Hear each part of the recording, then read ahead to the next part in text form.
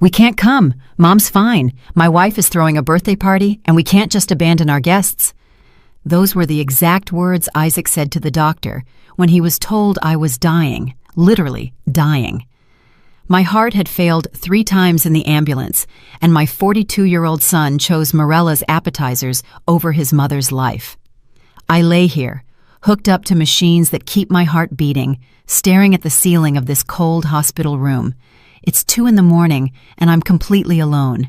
The heart monitor beeps erratically, reminding me that each beat could be my last, and my sons are 30 miles away, toasting with champagne. The smell of disinfectant mixes with the metallic taste in my mouth since I woke from emergency surgery. My hands tremble every time I try to move them. And it's not just the medication, it's the rage coursing through my veins like pure venom. "Mrs. Stone, please try to rest," whispers Fiona, the night shift nurse. She's a young woman, perhaps the age of my daughters-in-law, but her eyes hold a compassion I haven't seen in my own family for years. "The doctor said the most important thing now is for you to stay calm." Calm. How can I be calm when I've just discovered that to my children I'm less important than a party? Dr. Miller was very specific when he told me about the calls 2 hours ago. His words still echo in my head like hammer blows. I told them explicitly that this could be her last night, that the heart attack was massive, and that we needed them to come immediately. Benjamin's response was even worse than his brother's. "Doctor, she can't wait until tomorrow? Diana organized everything weeks in advance, and all the guests have already arrived. My mom is strong. She's always recovered from everything." I've always recovered from everything. That phrase reverberates in my head like a painful echo. I recovered when their father abandoned us 25 years ago, leaving me with 2 teenagers and mountains of debt. I recovered when I had to work 3 jobs to put them through private college, cleaning offices at dawn, waiting tables at a diner during the day, and sewing clothes late into the night. My fingers still bear the scars from the sewing machine. I recovered when I sold my house, that little green house with a garden where they grew up, to help Isaac with the down payment for his own.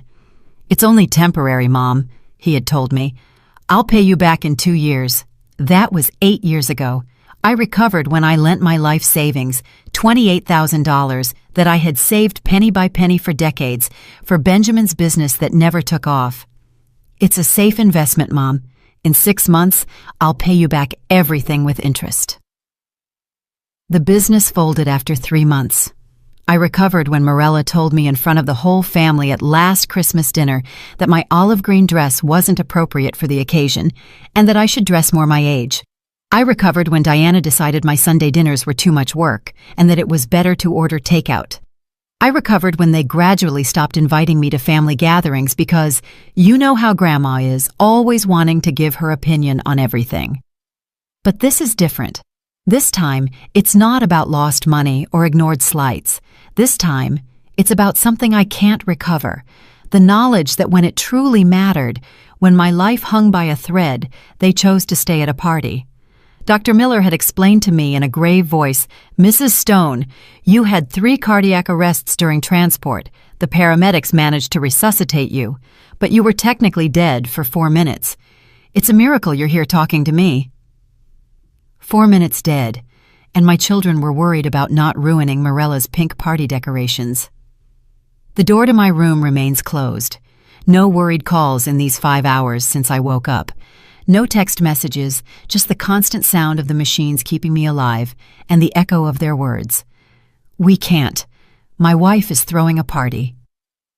Fiona checks my vital signs every hour. "Your blood pressure is a little high," she says with genuine concern. "Are you thinking about something that's making you nervous?" If she only knew I was thinking about 66 years of unconditional love thrown away for a birthday cake and colorful balloons. At this moment, as I look at the city lights through the hospital window, something inside me is breaking definitively. And it's not my heart. It's something much deeper. It's the last drop of hope I had that maybe, just maybe, I still mattered to someone in this world. Tomorrow they'll call, I'm sure. They'll show up with cheap supermarket flowers and well-rehearsed excuses.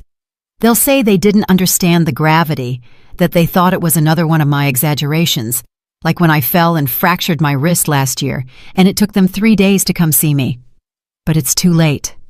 Tonight, they've shown me exactly where I stand on their priority list, and that place is very, very low. I close my eyes and transport myself back 40 years. Isaac was 2 years old, and Benjamin had just been born. We lived in that small 2-bedroom house in the lakeside neighborhood, with walls so thin I could hear the neighbors breathe. Robert, my husband then, worked at the textile factory, and I stayed home taking care of the children. I remember perfectly the smell of baby powder and the sound of their giggles when I bathed them in that second-hand plastic tub we bought. Isaac was always the clingiest with me. "Mommy, Mommy," he would repeat all day, following me around the house on his chubby little legs. Benjamin was more independent, but when he got sick, he became my shadow, asking me to sing that lullaby I had learned from my mother. Everything for my children, I told myself as I sewed clothes until 3 a.m. to sell at the market on weekends. Every extra dollar went directly to their needs. New shoes when they grew, school supplies, Isaac's soccer classes, Benjamin's guitar lessons. I wore the same gray dress for 2 years straight, but they were always impeccable. The first sign that something was changing came when Isaac turned 25. He had met Mirella at his job, a calculating woman with a perfect smile and always immaculate nails. The first time he brought her to dinner, she examined my house as if she were evaluating a dilapidated property. "Cecilia," she said to me with a smile that didn't reach her eyes, "don't you think it would be better if Isaac and I spent Christmas at my place this year? My family has deeply rooted traditions, and well, my mother is used to doing things a certain way." That Christmas, I ate alone for the first time in 25 years. The turkey I had bought remained untouched in the refrigerator for a week. When I asked Isaac how dinner had been, he replied, "It was amazing, Mom. Mirella's house is spectacular. It has a dining room that looks like it's straight out of a magazine, and the food, well, her mom is a really good cook." As if my 30 years of cooking for him had meant nothing. Benjamin followed the same pattern 2 years later. Diana was different from Mirella, more subtle in her manipulations. She didn't exclude me directly. She simply made small comments that accumulated like raindrops until they formed a puddle of insecurity. "Oh, Cecilia, how lovely your red sweater is," she would say with a condescending smile. "It's very vintage, isn't it? I always tell Benjamin that women our age need to update their wardrobes once in a while." Or when I prepared my famous lasagna, that recipe I had perfected for decades. "It's good, mother-in-law, although it's a little heavy for my digestion. I prefer lighter, more modern food. Benjamin has gotten used to my cooking style." Invitations to family dinners began to spread out. First it was, "Diana isn't feeling well and prefers something intimate." Then, "The kids have a lot of homework and need peace and quiet." Finally, they simply stopped inviting me. Linda, my lifelong neighbor, told me bluntly one afternoon while we were having coffee, "Cecilia, dear, your daughters-in-law are pushing you away from your sons. It's the oldest story in the book. I've seen this movie 1,000 times." But I refused to believe it. "They're good girls, Linda. They just need time to adapt to the family." "Adapt? They've been married for 5 years, Cecilia. They've already adapted. They've adapted you to be the grandma who shows up for emergencies and leaves quietly."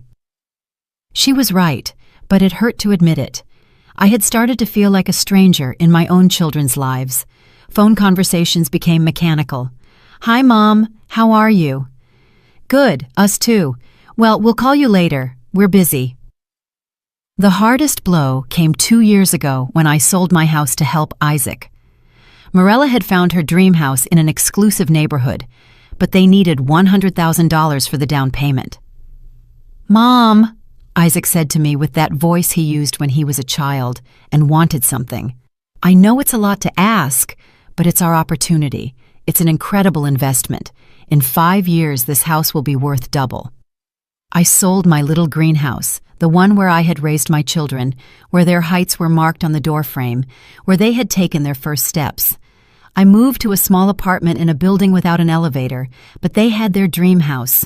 The first time I went to visit them in their new house, Mirella greeted me at the door with a tense smile. "Cecilia, what a surprise. You should have called first. We're expecting some friends for dinner." She didn't invite me in. I stood on the threshold of the house I had helped buy, feeling like a salesperson arriving at the wrong time. "I just came to bring you this," I said, handing her a chocolate cake I had made especially for them. It was Isaac's favorite since he was a child. "Oh, how nice. But you know we're trying to eat healthier. Isaac is being very careful after his high cholesterol scare." She held the cake as if it were contaminated. That night, I cried myself to sleep. My son had cholesterol problems, and I found out by chance through a conversation at the door of a house I had helped buy. With Benjamin, the situation was different, but equally painful. He had always been more direct, less diplomatic than his brother. When his electronics import business started having problems, he got straight to the point. "Mom, I need $8,000. It's to save the business. If I don't get them this week, I'm going to have to close and be in debt for years." It was all my savings, every dollar I had saved working at Dawn, every coin I had set aside from my pension for 10 years. But he was my son, my baby, whom I had carried in my arms for entire nights when he had a fever. "I'll lend it to you, my son, but I need you to sign a promissory note. It's not distrust, it's just to have everything in order." Diana was outraged. "A promissory note? Seriously, Cecilia, you're going to charge your own son interest? What kind of mother does that?" In the end, I lent him the money without a promissory note. "He's your son," I told myself. "He knows what that money means to you." The business folded after 3 months. The $8,000 vanished along with years of sacrifices and dreams of a dignified old age. Benjamin told me, "Mom, you know how these businesses are. Sometimes you win, sometimes you lose." At least I tried. As if my money had been casino chips and not the result of decades of work. Now, connected to these machines in this cold hospital, I understand that all those moments were preparing me for this night when the mask finally fell and I could see the naked truth. To my children, I am dispensable. The pain had started 3 days ago during Sunday lunch at Isaac's house. It was my 66th birthday, although no one seemed to remember it. Mirella had prepared a light salad and grilled chicken, nothing like the celebrations I used to organize for them when they were children. "Mom, you look tired," Benjamin had said to me while picking at his food without looking up from his phone. "Are you sleeping well?" The truth was, I hadn't slept properly for weeks. A strange pressure in my chest woke me every night at 3 in the morning, as if someone were sitting on my ribs. But I didn't want to worry them. I didn't want them to think it was another one of my exaggerations, as they had started to call my ailments. "I'm fine, honey. Just a little heartburn at night." Mirella had let out a dry laugh. "It's just that at our age, the body doesn't process food the same way, Cecilia. I tell my mom she needs to eat lighter, fewer spices, less fat. A 66-year-old woman's body isn't the same as a 30-year-old's. That afternoon, as I was getting ready to leave, Diana arrived with news that broke my heart without her knowing it. "Guess what? We finally got a date for my birthday party. It's going to be this Wednesday at the Grand Plaza Hotel Ballroom. I've been planning it for months." Wednesday. My actual birthday had been on Sunday, but no one mentioned it. On Wednesday, they were going to celebrate Diana with all the pomp and circumstance in the world. "It's going to be amazing," Diana continued excitedly. "I hired the best catering service in the city. There's going to be live music, themed decorations, and over 50 guests have already confirmed. Benjamin gave me this gorgeous golden dress that cost $1,200. $1,200 for a dress, more than I spend on clothes in 2 years. I remained silent, feeling that pressure in my chest intensify as I watched my son smile proudly for having spent in one night what lasts me 6 months.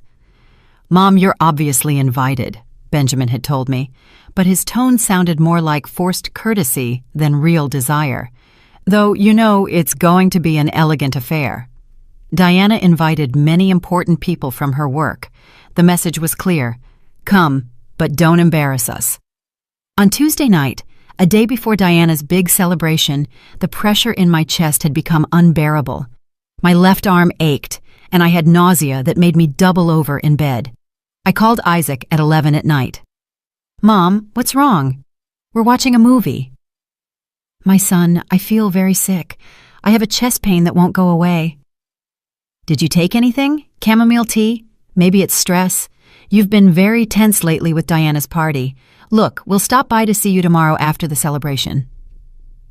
I hung up feeling more alone than ever. Even my pain had to wait for my daughter-in-law's party to end. That night, I couldn't sleep for a minute. The pain spread through my jaw, my neck, my back. It was as if a giant elastic band was tightening around my torso. At 5 in the morning, I called Linda. "My dear, that doesn't sound good at all," she said after hearing my symptoms. "I'm coming over and taking you to the hospital." "No, Linda, it's Wednesday. It's Diana's party. I don't want to ruin—" "Ruin what, Cecilia? You're describing heart attack symptoms. Do you think a party is more important than your life?" It turns out it was. It turns out that for my children, a party was more important than my life. Linda arrived at my apartment at 6 in the morning and found me sitting on the edge of the bed, sweating coldly and breathing with difficulty. "We're going to the hospital right now," she said, with that firmness that only true friends have. In the taxi to the hospital, the pain intensified to the point of being unbearable. It felt as if a knife was being plunged into the center of my chest and slowly twisted. I squeezed Linda's hand with all my might. "Hang in there, Cecilia. We're almost there." In the emergency room, everything happened very quickly. The electrocardiogram showed worrying irregularities. My blood pressure was through the roof, and the cardiac enzyme levels confirmed what the doctors already suspected. I was having a massive heart attack. "We need to operate immediately," Dr. Miller had told me as he prepared the gurney to take me to surgery. "Is there anyone we can call? Close family?" With a voice choked by pain and medication, I gave them my children's numbers. "Please tell them it's urgent, to come now." Linda stayed holding my hand until they took me to the operating room. "I'll stay here until you come out. My dear, you're not alone." But I was alone. As they administered the anesthesia, the last thing I thought about was my children getting ready for a party while I fought for my life. I woke up 6 hours later with Fiona checking my vital signs and Linda asleep in the chair next to my bed. My children were conspicuously absent. Did my children call? It was the first thing I asked, although from Fiona's expression, I already knew the answer. The doctor spoke with them during the surgery. He explained that you had 3 cardiac arrests, that the situation was critical, that they needed to come immediately. My heart, already weak, shrank even more. "And what did they say?" Fiona hesitated before answering. She clearly didn't want to be the messenger of this betrayal, but I needed to hear the whole truth. "Your oldest son said they were at a very important party, that they couldn't abandon the guests, that you had always been strong, and that they were sure you would recover." Tears began to roll down my cheeks uncontrollably. It wasn't just the physical pain of the post-operative period. It was the pain of discovering that Diana's party, with its $1,200 golden dress and elegant appetizers, was worth more than all the years I had dedicated to raising them. "Your youngest son," Fiona continued softly, "asked if they could come tomorrow morning after the celebration ended." Linda woke up hearing my crying and immediately came closer to the bed. "My dear, what happened? Does something hurt?" "Everything hurts, Linda. It hurts to have dedicated my entire life to 2 children who prefer a party to knowing if their mother is going to survive the night." At that moment, staring at the hospital ceiling at 3 in the morning, while my children toasted with champagne 30 miles away, I made a decision that would change everything forever. The next 3 days were a roller coaster of emotions I never thought I would have to experience. Every hour that passed without a call from my children felt like a deeper stab in an already literally broken heart. Fiona had started to avoid my gaze when I asked her if anyone had called asking about me. On Thursday morning, 24 hours after Diana's party, the room phone finally rang. My heart raced so much that the machine started beeping alarmingly. It was Isaac.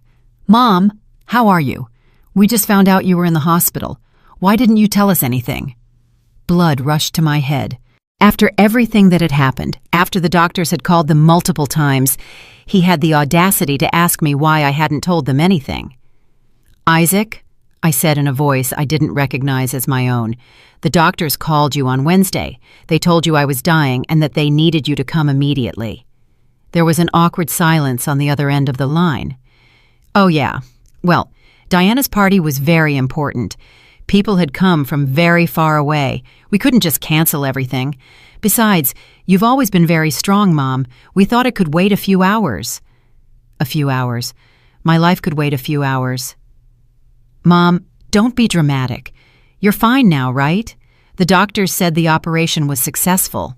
Look, we'll stop by to see you Sunday after lunch. Does that work?" Sunday, 3 days away.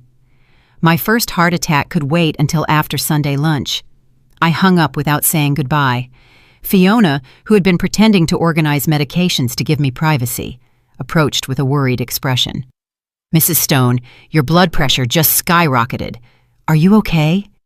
"No, Fiona, I'm not okay, and I don't think I'll ever be okay again." That afternoon, Benjamin arrived, but not alone. He was accompanied by Diana, who looked radiant after her successful celebration. She was wearing golden earrings that matched the dress she had worn to the party, and her makeup was perfectly applied. I, meanwhile, had greasy hair, a stained hospital gown, and tubes coming out of my arms. "Mother-in-law, how are you? You gave us quite a scare," Diana said, with a smile that didn't reach her eyes. "Benjamin told me what happened. What bad luck that it happened just on the day of my party, right?" Bad luck, as if my heart attack had been a planned inconvenience specifically to ruin her celebration. "The party was incredible, Mom," Benjamin told me as he sat in the chair furthest from my bed. "You should have seen the decorations. Diana really outdid herself. Over 60 people came, including Diana's boss and several important clients from my work." He was talking about the party while I had been fighting for my life. He was talking about the decorations and the important contacts they had made. "How are you feeling?" Diana asked me, but her tone suggested she expected a short, positive answer. "You look much better than we expected. Doctors nowadays work miracles, right?" "The doctors said I had 3 cardiac arrests," I told them, observing their reactions. "I was clinically dead for 4 minutes. Benjamin shifted uncomfortably in his chair. "Well, but it's over now, Mom.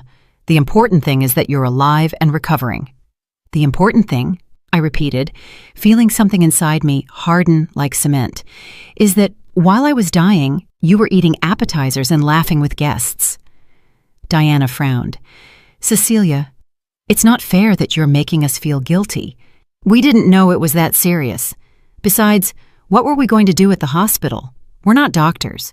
It was better for us to be where we could be useful, organizing the party that had cost so much money and effort." Useful. Organizing a party was more useful than accompanying their dying mother-in-law. "Look, Mom," Benjamin interrupted. "Diana and I talked, and we decided we're going to help you more. We can stop by to see you once a week, maybe on Sundays after lunch. And if you need something urgent, you can always call us, as long as it's not during work hours or when we have important commitments." Once a week after lunch, if they didn't have important commitments. It was at that moment, looking at my youngest son talk to me as if I were a burden to be redistributed on his agenda, that something definitively broke inside me. It wasn't my heart. This time, it was something much deeper. It was the last shred of hope I had, that maybe somewhere, very hidden, there was still something of the love I had planted in them all these years. "You know what?" I said to them in a strangely calm voice. "You're right. You shouldn't feel guilty." Both visibly relaxed, thinking I had understood their point of view. "You shouldn't feel guilty," I continued, "because to feel guilty, you need to have a conscience, and you clearly lost yours a long time ago." Diana's expression changed immediately. "Cecilia, there's no need to be rude. We came here to support you, even though we have 1,000 things to do." "To support me?" I laughed, but there was no humor in my laughter. You came to fulfill the minimum social effort required to be able to say you visited your sick mother. You came so you could sleep peacefully, knowing you did your good deed for the day." Benjamin stood up, clearly annoyed. "Mom, you're being unfair. We just explained why we couldn't come earlier. Diana's party was important to us for our future. We can't cancel our lives every time you have a health problem." Every time I have a health problem. As if heart attacks were colds I caught regularly to get attention. "You're right, my son," I told him, feeling a strange calm take over me. "You can't cancel your life, and I won't ask you to ever again." Diana smiled, thinking she had won. "I'm glad you understand, mother-in-law. It's important that we all have healthy boundaries in family relationships." Healthy boundaries. That was an interesting way to describe emotional abandonment. They stayed another 10 minutes, talking mainly among themselves about their weekend plans, about a trip they were planning for next month, about a new rug Diana wanted to buy for the living room. I was just a silent spectator of their prosperous and busy lives. When they finally left, vaguely promising to return soon, I was left alone with Fiona and the weight of a revelation that was changing me completely. "Mrs. Stone," Fiona said to me as she checked my IV, "I don't like how you look. Do you want me to call someone else? Do you have other family members, close friends?" "I have Linda," I said, "and apparently that's more than I had with my own children." That night, as I listened to the sounds of the hospital and felt the throbbing pain in my scarred chest, I began to plan something I never thought I would have to do, something definitive, something that would show them the true cost of their decisions. That night, I couldn't sleep. It wasn't just the physical pain that still pierced my chest like daggers, but a mental clarity I hadn't had in years. For the first time in decades, I was seeing my life without the filter of unconditional motherly love. I was seeing reality as it was, not as I had wanted it to be. I sat up in the hospital bed and asked Fiona for paper and a pen. "Are you going to write letters, Mrs. Stone?" She asked me with that sweetness I had come to appreciate more than the visits of my own children. "Something like that," I replied. "I need to put my thoughts in order." I began to write, and the words flowed as if they had been waiting for years to come out. It wasn't just a letter. It was a complete inventory of my life, an emotional accounting I had never had the courage to do. "Dear Isaac and Benjamin," I wrote with a trembling hand, "for 66 years I have lived for you. Every decision I made, every sacrifice I made, every dream I abandoned was with your well-being and happiness in mind.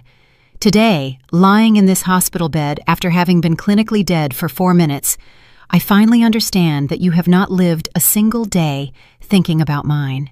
Tears began to fall onto the paper, smudging some words, but I continued writing. I had 66 years of things to say. "When your father abandoned us, I was 35 years old, and you were 18 and 10 respectively.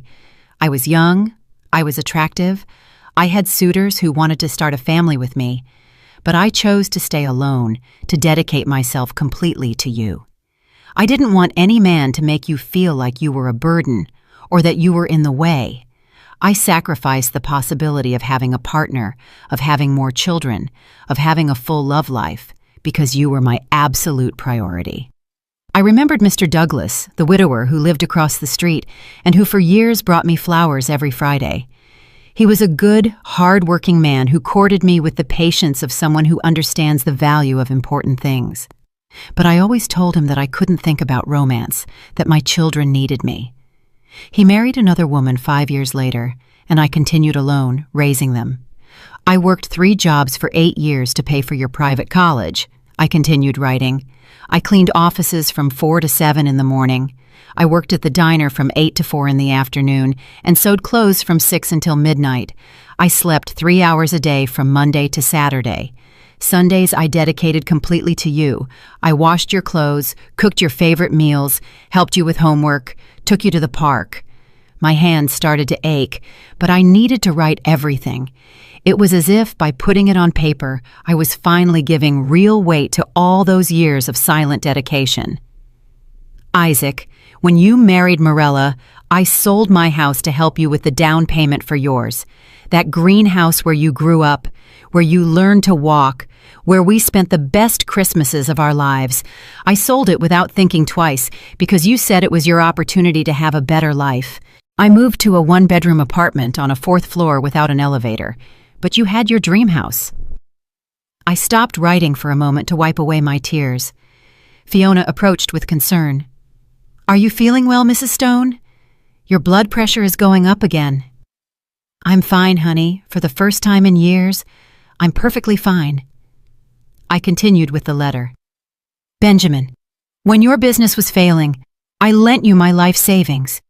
$28,000 that I had saved dollar by dollar for 10 years, working weekends until I was 70, selling food at the door of my building, saving every penny of my pension. It was my security for old age, my peace of mind to be able to get sick without being a burden to anyone. But you needed that money, and I gave it to you without hesitation." The irony hit me like a slap. I had spent my financial security so they wouldn't see me as a burden, and now they saw me as exactly that, a burden. "But none of this matters now," I wrote, feeling that each word freed me a little more. What has really killed me has not been the financial sacrifices. What killed me was discovering that on Wednesday, when I was fighting for my life on an operating table, you were toasting with champagne at a party. I closed my eyes and allowed myself to relive that humiliation once more. It was necessary to feel the full weight of that betrayal to be able to do what I had to do. The doctors called you at 2 in the afternoon to tell you that my heart had failed, that I had had multiple cardiac arrests, that the situation was critical. They literally told you, "This could be your mother's last night." And you replied that you couldn't come because there was a party. A birthday party with appetizers and live music was worth more than the life of the woman who brought you into the world. The words were becoming blurred by tears, but I continued. I needed to finish. Today, I understood something I should have understood years ago. You don't love me. Maybe you cared for me when you were children and needed me, but that feeling evaporated the moment you became independent. Now I am just an uncomfortable social obligation, someone to visit occasionally to keep up appearances. My hand trembled as I wrote the next lines, because I knew that once I put them on paper, there would be no turning back. That is why I have made a decision that will change our lives forever. I will not continue to live as a mother begging for crumbs of attention from children who see me as a nuisance. I will not continue to pretend that obligation visits and courtesy calls are enough for me. I will not continue to accept that my life has less value than a party, than a dinner with friends, than a busy weekend. I paused to catch my breath. My heart was pounding, but it wasn't fear I felt. It was liberation. When you read this letter, I will already be gone from your lives forever. Don't look for me. You won't find me. I have decided to start over, in a place where no one knows my story, where I can simply be Cecilia, not the abandoned mother who sacrificed herself for ungrateful children. Fiona approached again. "Mrs. Stone, it's already 4 in the morning. You should rest." "I'm almost done, honey. Just a few more lines. I am not making this decision out of anger, but out of self-love. The same love I gave you all these years, I will finally give to myself. I deserve to be surrounded by people who value my presence, who care about my well-being, who choose my company instead of tolerating it." I was reaching the end, and each word brought me closer to the freedom I had been unknowingly seeking. Don't expect me to come back. Don't expect a reconciliation. This is my definitive goodbye. Be happy with your busy lives, your important parties, and your clear priorities. I will be happy away from you. I signed with my full name, Cecilia Rosewood, your mother, until today. I carefully folded the letter and put it in the nightstand drawer. Tomorrow I would give it to Linda with specific instructions on when to deliver it. For the first time in days, I fell asleep without crying. On Friday morning, I woke with a strange feeling in my body. It wasn't the physical pain I had been carrying since the heart attack. It was something different, a mixture of nervousness and excitement I hadn't felt in decades. It was the feeling of being about to take control of my own life for the first time in years.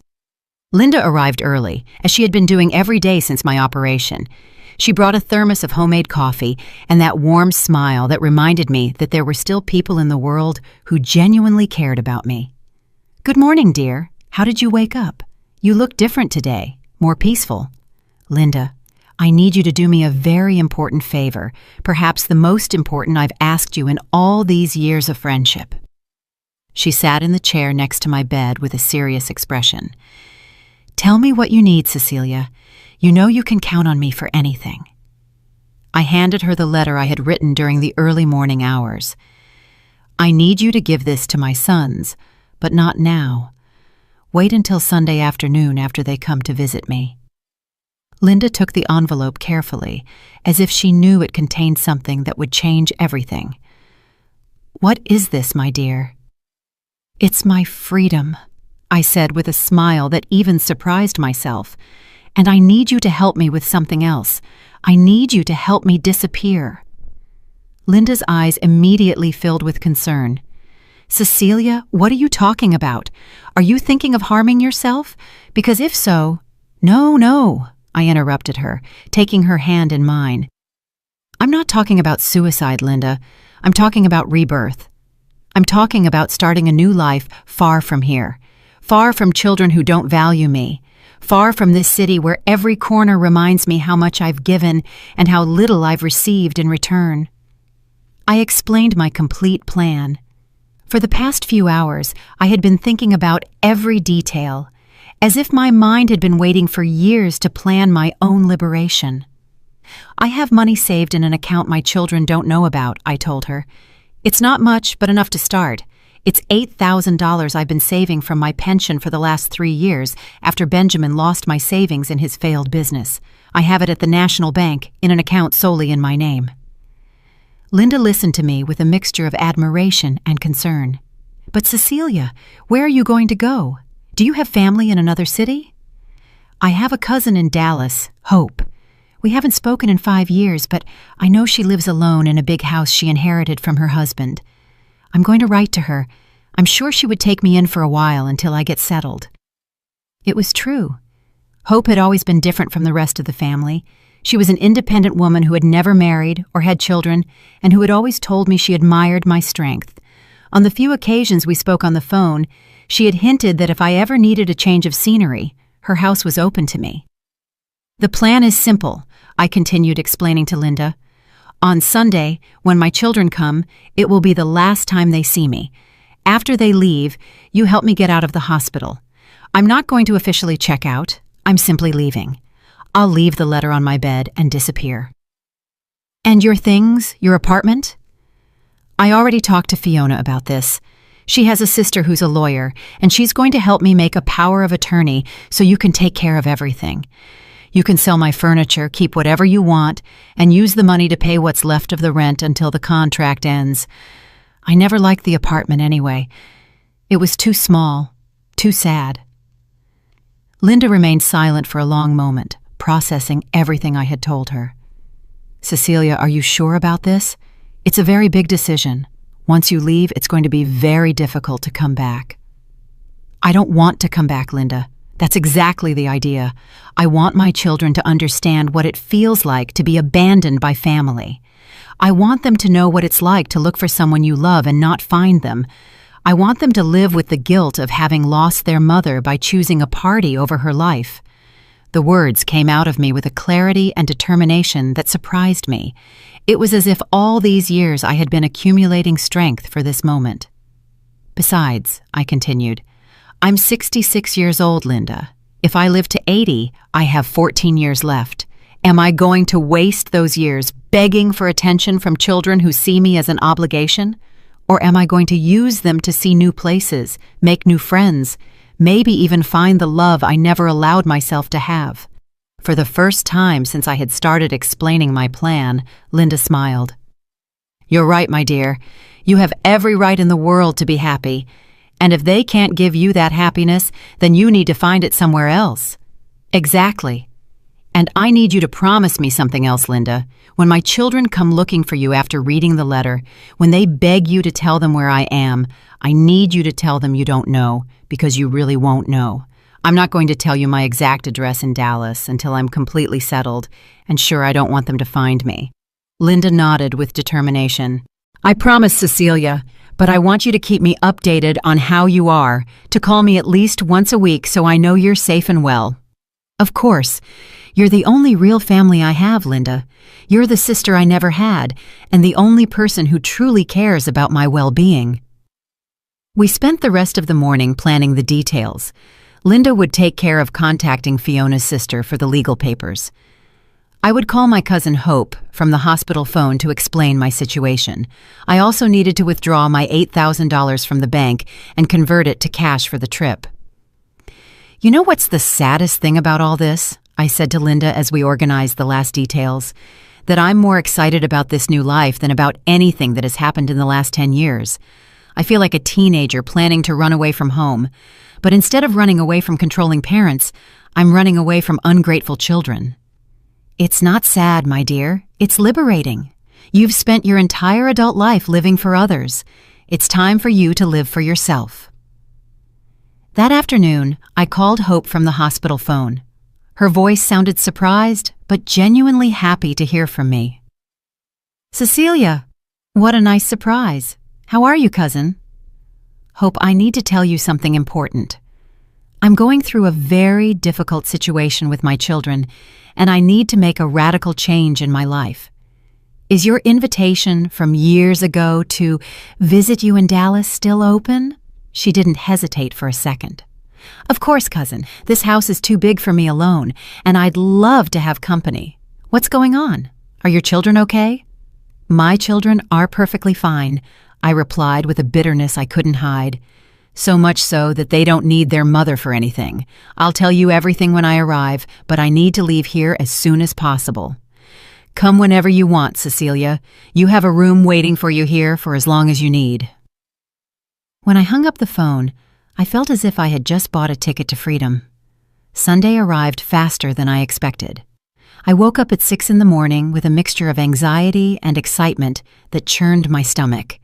It was my last day being Isaac and Benjamin's mother.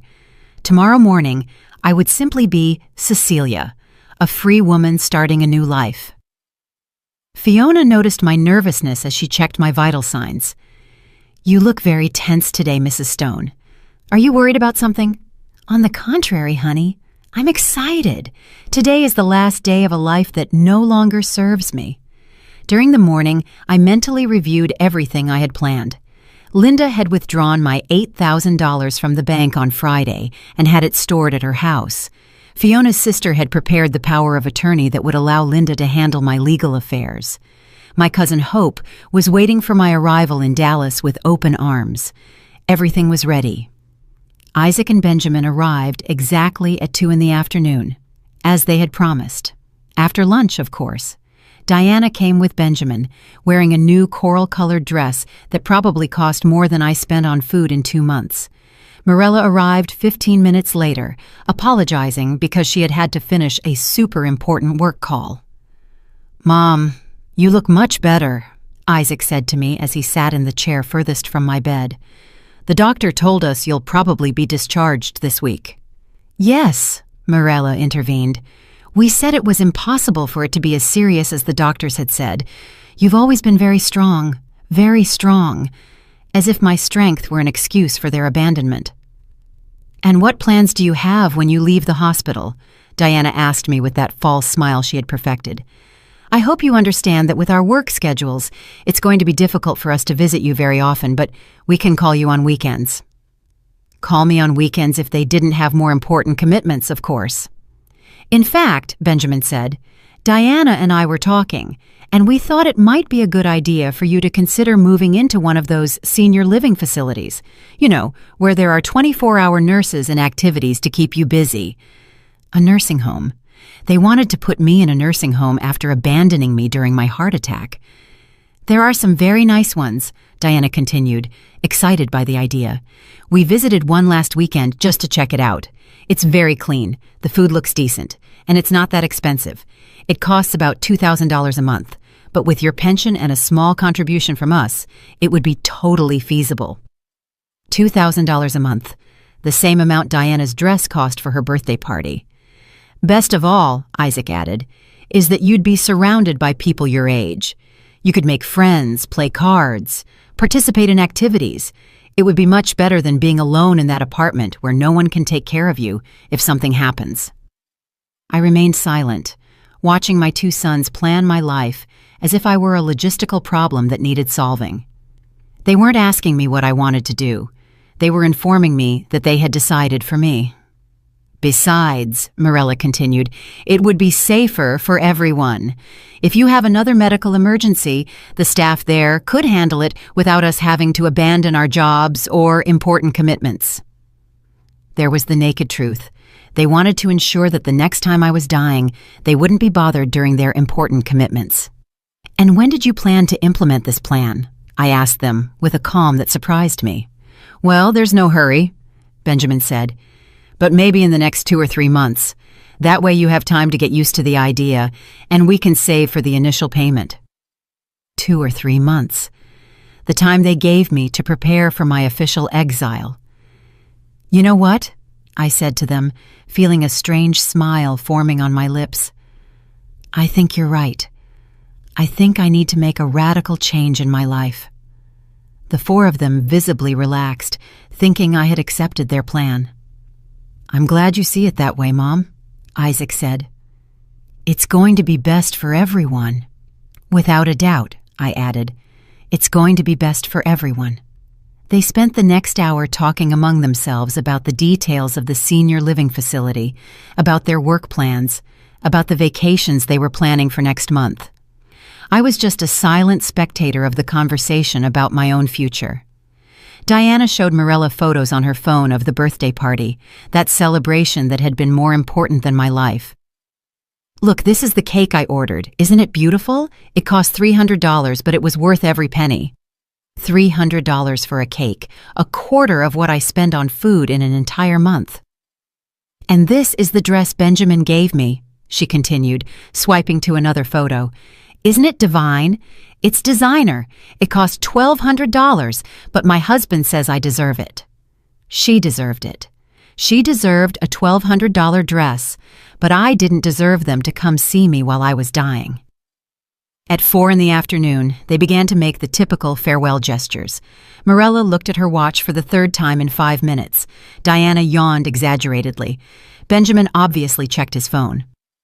Well, Mom, Isaac said, standing up, I think it's time for us to go. We have dinner with Mirella's parents, and we don't want to be late. Dinner with Mirella's parents. Of course, they were in a hurry to leave. It's okay, dears. Go in peace. Each of them gave me a quick, superficial kiss on the forehead, the kind given out of obligation. Diana even wiped her lips afterward, as if my skin had left some unpleasant residue. We'll call you this week, Benjamin promised from the door. And we'll start researching more senior living facilities, Mirella added. Take good care of yourself, mother-in-law, Diana said with that false smile, and don't worry about anything. We'll take care of everything. They left, leaving behind the scent of Diana's expensive perfume and the echo of their empty promises.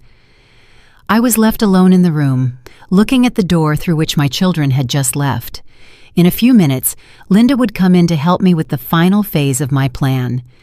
In a few hours, I would be on a bus to Dallas. By tomorrow, the hospital bed would be empty, and my children would be reading the letter that would change their lives forever. For the first time since the heart attack, I genuinely smiled.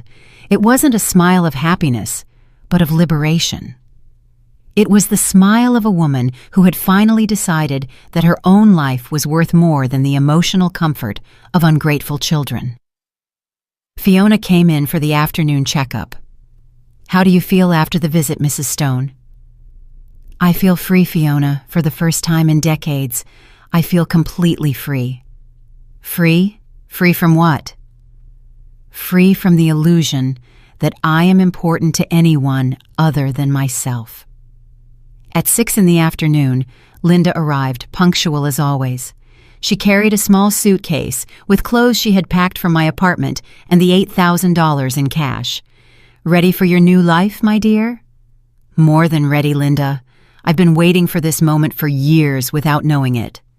At 7 in the evening, as the hospital corridors began to empty and the night shift settled into its more relaxed routine, Linda and I put into motion the plan that would change my life forever. It was strange to feel so much adrenaline at 66 years old, as if I were a teenager running away from home instead of an older woman taking control of her own destiny. "Are you sure you want to do this, Cecilia?" Linda asked me one last time as she helped me get dressed in the clothes she had brought from my apartment. "Once we leave here, there'll be no turning back." "Linda, I've been 40 years without turning back. From the day I decided my children were more important than myself, I haven't had a way back. This is the first time in decades that I feel like I'm moving towards something, not running away from something."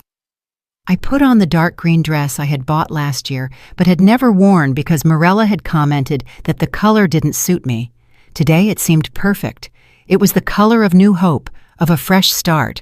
Fiona came in at the exact moment we had coordinated. Her shift ended at 8, and she had agreed to help us with the most delicate part of the plan, leaving the hospital without an official record of my departure. "Mrs. Stone, are you ready for this? My sister is waiting for you in the parking lot with all the legal papers you need to sign." Ready as I've ever been for anything in my life. I took the letter from the nightstand drawer and placed it on the pillow, clearly visible. It was a white envelope with my children's names written in my neatest handwriting. It looked so innocent, so simple, but I knew those 4 pages would destroy the comfortable world they had built by ignoring my existence. "Linda, remember, wait until tomorrow afternoon to give them this. That way I have time to get to Dallas and settle in a bit before chaos breaks out." "I remember perfectly, my dear. Tomorrow at 5 in the afternoon, I'm going to Isaac's house and I'm going to give them the letter. And when they ask me where you are, I'm going to tell them exactly what you told me, that I don't know." We walked through the hospital corridors as if we were normal visitors, leaving after visiting hours. Fiona had been very smart to choose this time. There was enough movement of people so we wouldn't be conspicuous, but not so much that anyone would pay specific attention to an older woman with a small suitcase. In the parking lot, we were met by Sarah, Fiona's sister. She was a woman in her 40s with a serious but kind expression who extended her hand professionally. "Mrs. Stone, I'm Sarah Miller, attorney at law. My sister explained your situation, and I want you to know you have my full support. What you're doing requires a lot of courage." "Thank you, counselor. Do you have all the papers ready?" "Here they are. This power of attorney gives Mrs. Johnson complete authority over your financial and legal affairs in this city. She can sell your belongings, cancel contracts, handle any issues that arise. I also prepared this document certifying that you are mentally competent and that you are making this decision with full awareness of the consequences." I signed all the papers under the yellowish light of the parking lot, feeling that with each signature I moved further away from my previous life and closer to my freedom. "And if my children try to use these documents to declare me mentally incapacitated?" I asked. "Impossible," Sarah replied confidently. "I have witnesses. I have medical documentation that proves you are in full possession of your faculties. And I have evidence that this is a well-thought-out decision, not an impulsive one. Besides, you are an elderly adult with an absolute right to decide where and how to live." Linda accompanied me to the bus terminal. The taxi ride was silent, each of us lost in our own thoughts. When we arrived, I bought a ticket on the night bus departing for Dallas at 10 at night. "It's a 12-hour trip," the terminal employee explained. "It arrives tomorrow at 10 in the morning." Perfect. By the time my children received the letter, I would already be 400 miles away, starting my new life. "Cecilia," Linda said to me as we waited in the waiting room, "I want you to know that I'm very proud of you. I don't know many women your age who have the courage to start from scratch." "I'm not starting from scratch, Linda. I'm starting with 66 years of experience, with $8,000 in my pocket, and with the certainty that I deserve something better than crumbs of attention." When my bus was announced, we hugged like the sisters we had become during all these years of friendship. Take good care of yourself, my dear, and call me as soon as you arrive so I know you're safe and well. I'll call you every week, Linda. You're the only real family I have left, the only person who has truly shown me that my well-being matters. I got on the bus with my small suitcase and my heart full of an emotion I hadn't felt in years. It wasn't exactly happiness, but something deeper. It was recovered dignity. I found my seat by the window, and as the bus pulled away from the city where I had lived all my life, I took out my phone to send one last text message to my children. I had decided during the trip to the terminal that I needed to send them something, not to explain my reasons. That was already in the letter, but so they would know that this goodbye was final. Isaac and Benjamin, by the time you read this, I will be far away. In my hospital bed, you will find a letter that explains everything. Don't look for me. This is my final decision. Be happy with your busy lives and your clear priorities. I will be happy without you, Cecilia. I sent the message and immediately turned off my phone.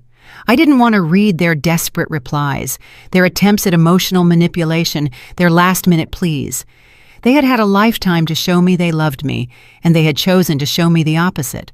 The bus continued along the night road, taking me mile by mile away from a life of unrecognized sacrifices and closer to a life of new possibilities. Through the window, I saw the lights of small towns passing by, houses where other mothers were probably having dinner with children who valued them, where other families said goodbye with genuine kisses and fulfilled promises. At 2 a.m, when most passengers were sleeping, I remained awake, thinking about everything I had left behind and everything that awaited me. I felt no sadness, no guilt. I felt something I hadn't experienced in decades: hope.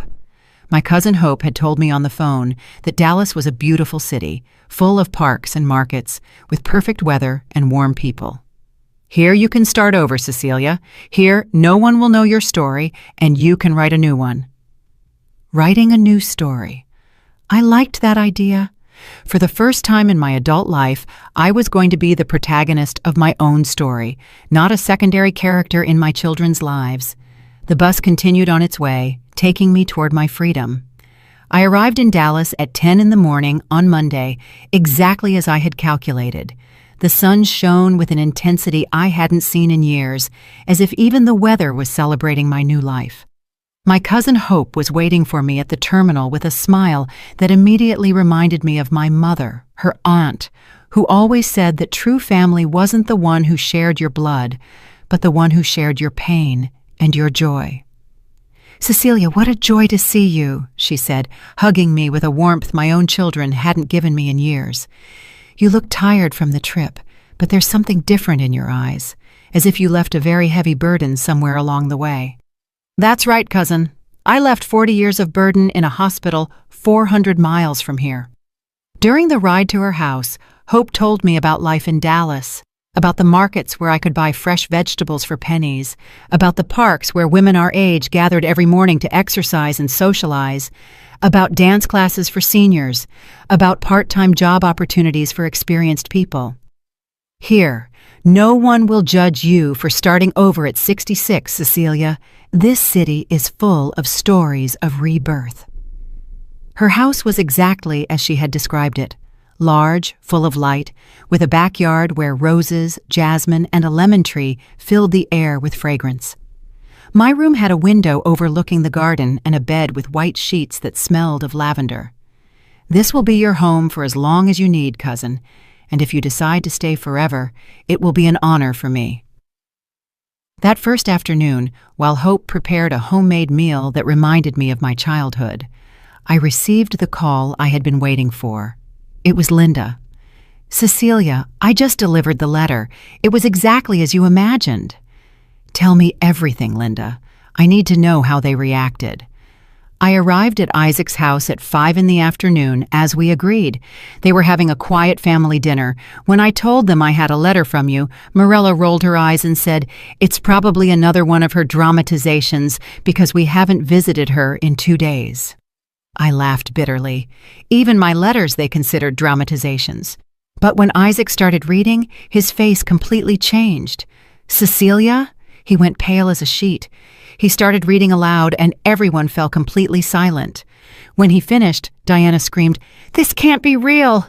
"Mothers don't abandon their children." And Benjamin started dialing your phone desperately. "And what did you tell them when they asked where I was?" "Exactly what you asked me to. I told them I didn't know, that you had only asked me to deliver the letter and hadn't told me where you were going." Isaac became furious and yelled that it was impossible for me not to know anything, that we were very good friends, but I stood firm. "How did they look when you left?" "Devastated, Cecilia, but it wasn't sadness I saw on their faces. It was panic. The panic of realizing they had lost something forever and that it was their own fault." That night, lying in my new bed, in my new city, with the scent of jasmine wafting through the window, I received dozens of missed calls and text messages from my children. I didn't answer any, but I read them all. "Mom, please call us. We can talk about this." Isaac.